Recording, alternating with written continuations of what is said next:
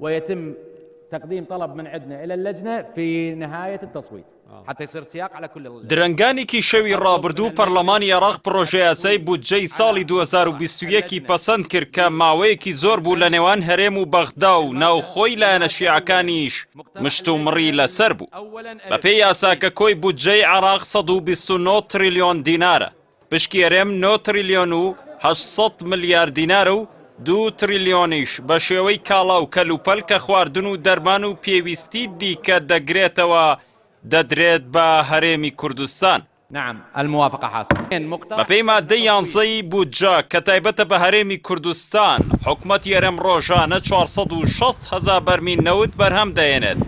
دوای لێدەرکردنی خەرجی بەرەمێنان و گواستنەوە و بەکاربردنی ناوخۆی و بڕی تایبەت بە پترۆ دۆلار داهاتی 250,000 بەرمیل نەوت بە نرخی سۆمۆ ڕادەسی حکوومەتی فیدراڵی دەکات. ئاوپەیمانی هیوای کوردستانی ڕۆڵێکی گرنگی لە جێگیرکردنی مافەدە سووریەکانی هەرێم لە یاساکە و دەرچواندنیدا هەبوو، بە تایبەت کە 3 ئەندامی ئاوپەیمانێتەکە ئەندامی لیژنەی دارایی بوون و ماوەی چەند مانگێک بەردەوام لە هەوڵدا بوون بۆ چەسپاندنی مافەدە سووریەکانی هاوڵاتیانی کوردستان. نعم تمت الموافقة. 3 کەس لە تەحالوفی هیوا لە لیژنەی دارایی بە درێژایی 3-4 مانگ شەونخوونی زۆرمان کردووە لەسەر ئەو موازنەیە بۆ ئەوی کۆمەڵێک مادەی گەوهری تێدا بچەسپێنین. دیارترینیان بریتیە لە مانەی خوارەوە. یەکەمیان ئیلزامکردنی حکوومەتی هەرێمی کوردستان بۆ ئەوەی کە لیستی موچەی فەرمانبەران بنێرێ لە لە وادەیەکی دیاریکراودا کە هیوادارین پابەند بن پێوەی. مادەیەکی تریان پێوەستە بەوەی هەر پارەیەک لە بەغدادەوە دەڕوات موچەی فەرمانبەران بێ و موچە پێش هەموو شتێک ئەولەویەتی هەبێ هیوادارین پابەند بن پێوەی. توانیمان لە مادەی دا فەقەرەی یەکدا بۆ یەکەم جار دوای ئەوەی ڕێژەی هەرێمی کوردستان کرا بە 12.67 ئێمە بەیاناتمان گێڕایەوە بۆ وەزارەتی تەختیکی عراقی کە ئەکاتە 13.93 کە ئەوە موازنەی حاکمە ئەبێ لەسەر بنیاد بنرێ. ئەوە خاڵی یەکەم و جەوهەری بوو. خاڵی دووهەمیان بریتی بوو لە دایرە ئیتیحادیەکان کە ئەو ئەرکەمان لە کۆڵ حکوومەتی هەرێمی کوردستان کردووەتەوە و چیتر فەرمانگەیە فیدراڵیەکان چاوەڕێی موچە ناکەن لە هەرێمی کوردستان بە لێبڕینەوە. ئەگەر حکوومەتی هەرێمی کوردستان هەر عەرقەلەیەک دروستکا بۆ ئەو بابەتە تەحملی مەسئولیەتی بڕینی قوتی خەڵکەکە و قوتی ئەو خانەوادانەی کە زیاترن لە 5,000 کەس، بۆیە هەوڵی زۆرماندا لەو پێناوەدا و هەوڵی زۆریاندا بۆ عەرقەلە دروستکردن لەو بابەتە. ثانيا تصويت.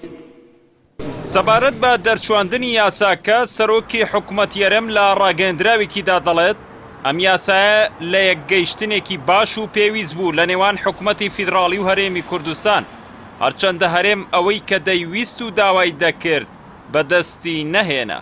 هەر لە دوای پەسەندکردنی پرۆژە یاسای بودجەش قوبات تاڵەبانی جێگری سەرۆکی حکوومەت و سەرۆکی شاندی دانوستانکاری هەرێم لە پەیامێکی ڤیدۆییدا جەختی کردەوە کە پابەند دەبن بە جێبەجێکردنی یاساکەوە. نعم تمت الموافقة. لێرەشەوە هەموو لای دڵنیا ئەکەینەوە کە دەست بەجێ پابەند دەبین بە جێبەجێکردنی ئەم یاسایە و داوا لە وەزارەتە پەیوەندیدارەکانی هەرێمی کوردستانەکەین پەیوەندی بە لایەنە پەیوەندیدارەکانی فەدرالیەوە بکەن تاکو ئامادەبوونی خۆمان دەربڕین بۆ جێبەجێکردنی ئەم یاسایە. پەسەندکردنی پرۆژە یاساکە کاردانەوەی سەرکردە دیارەکانی هەرێم و عێراقی بە دوای خۆی دایەنە. مستەفا کازمی سەرۆکوەزیرانی عێراق دەڵێت سەرباری هەموو تێبینیەکان پەسەندکردنی بوو جانگاوێکی گرنگە بۆ پێشەوە، بەڵگەیەکی شەکەکاری پێکەوەی و پێشکەوتن و ئۆقرەی بەدی دەێنێت و پێکدادان و قەیران نامانگەێنێت بە ئەنجام. لای خۆشیەوە بەرەم ساڵە سەرۆکۆماری عێراق لە تویتێکیدا وتی پەسەندکردنی بودجەی عێراق هەنگاوێکە بە ڕاستەی باشترکردنی گوزەرانی خەڵک و بوژانەوەی ئابووری.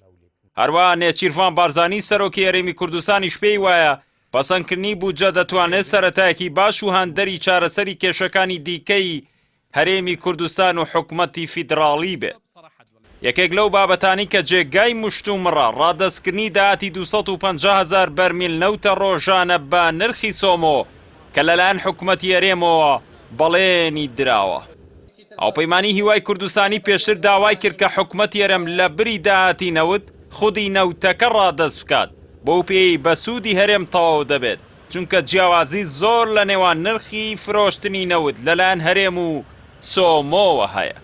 بە پێی زانیارەکان حکومەتی هەرێمی کوردستان هەر بەرمیل نەوتێک بە $20 کەمتر لە کۆمپانیای سۆمۆ دەفرۆشێت بۆ ئەوەش پێویستە ڕۆژانە $5,000 بخاتە سەر داهاتی ئەو 250,000 بەرمیل نەوتەی کە دەیفرۆشێت ئەنجا ڕادەستی بەغدای بکات کەوە ژمانگانە $150 ملیۆن زیان بە هەرێم دەگەێنێت هەر بۆی ڕێکەوتنەکە لە بەردەم مەترسی جێبەجێ نەکردنیدایە. نعم تمت الموافقة شكرا جزيلا. استاذ محمد